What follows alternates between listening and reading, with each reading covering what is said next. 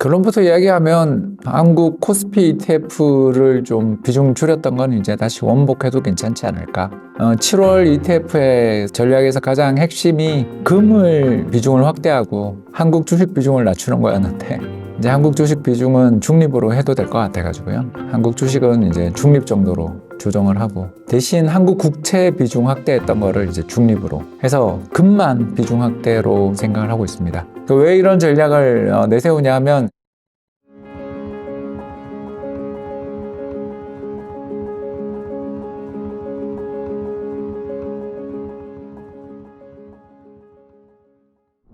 안녕하세요. 이코노미스트 홍춘욱입니다. 오늘은 김유리 PD님과 함께 8월 시장에 대해서 이야기해 보도록 하겠습니다. 유리 PD님 안녕하세요. 안녕하세요, 홍 박사님. 먼저 오늘은 또 8월이 온 만큼 모두가 좀 기다리시는 8월 ETF 투자 전략에 대해서 좀 여쭙고 싶습니다. 그래서 시장 현황이랑 앞으로의 전망 한번 알려주시면 감사하겠습니다. 결론부터 이야기하면 한국 코스피 ETF를 좀 비중 줄였던 건 이제 다시 원복해도 괜찮지 않을까.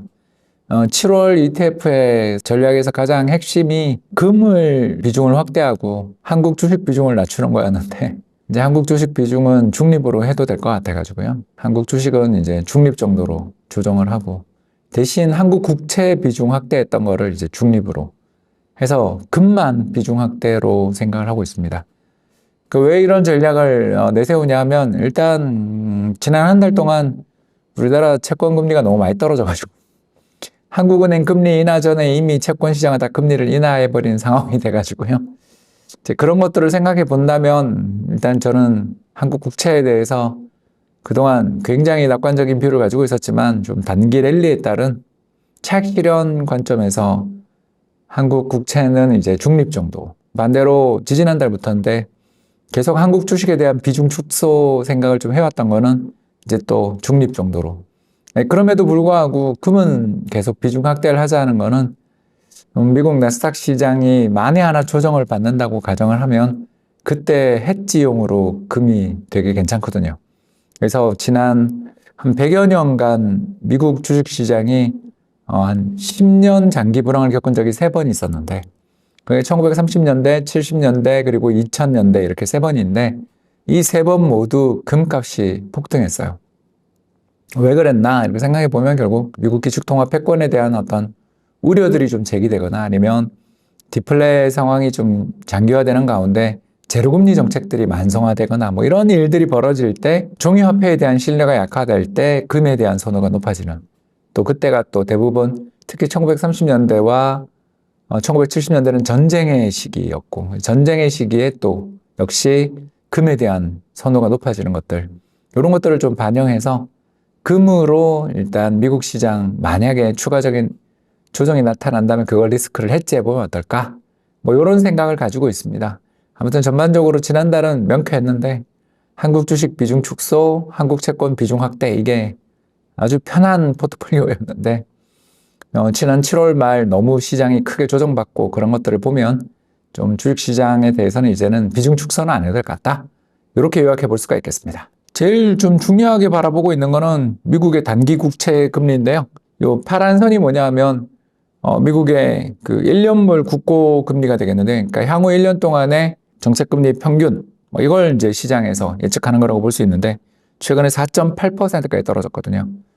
이거는 결국 앞으로 향후 1년간 정책 금리가 이 평균이 4.8이니까 지금 5.5거든요. 그러니까 금리가 평균적으로 내년 이맘때 됐을 때 3번은 기본이고 5번까지도 보고 있다라는 상당히 강력한 금리 인하를 예상하는 시장의 환경이라고 볼 수 있죠. 근데 제 생각에는 이제 너무 또 과한 것 같아서 항상 좀 시장은 앞서가는 경향이 있고 또 이런 금리 인하에 대해서 약속을 해주더라도 또 금리 인하를 단행하더라도 연준의 태도 자체는 언제든지 바뀔 수 있다는 걸 염두에 둔다면 일단 최근에 미국 금리 인하에 대한 기대가 너무 가파르게 반영되고 있는 게 아닌가 생각해 봅니다.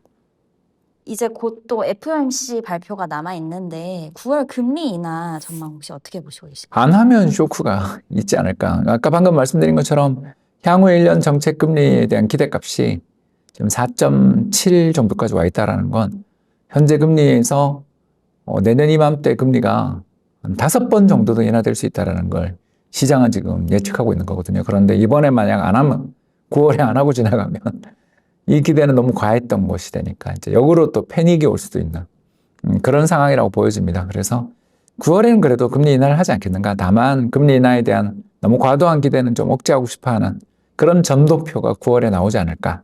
그러니까 올해 연말 금리, 내년 금리에 대한 전망치들을 조금 더 수정할 수도 있지 않을까. 그렇게 생각해 봅니다.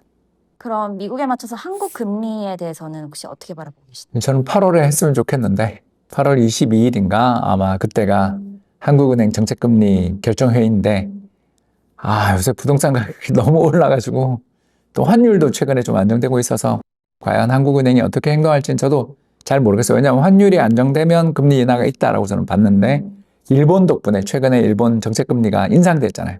그러면서 N 강세가 출현하고 있기 때문에 한국은행 입장에서도 시원하게 금리를 인하할 수 있는 환경이에요.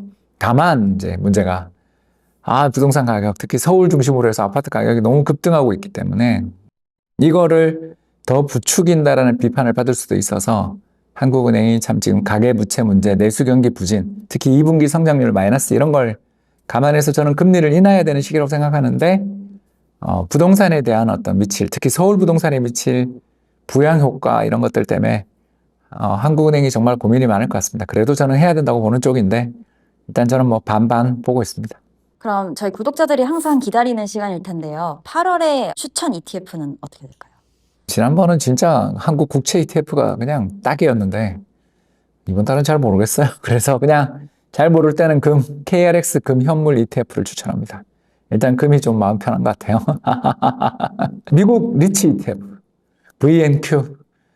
VNQ는 너무 근데 그동안 계속 추천해가지고 참 다음 달 전망해달라 그러는데 하면서도 저도 자신이 없네요. 이게 이제 7월 시장의 조정이 제 예상은 맞았는데 저는 다른 요인으로 조정을 받거든요. 근데 트럼프가 세상에 대만은 우리의 반도체 산업을 빼앗아 갔어요. 대만은 우리를 보험사 취급해요. 보험료 한 푼 내지 않는 대만에 대해서 내가 왜 보호해줘요? 이 한마디 한 다음부터 금융시장 특히 TSMC부터 시작해서 대만 증시 박살나고 우리도 박살나고 미국도 박살나고 돌아가면 다 박살난 시장이 돼버려서 정말 전망 어렵다. 7월에 맞춘 건 운이었다.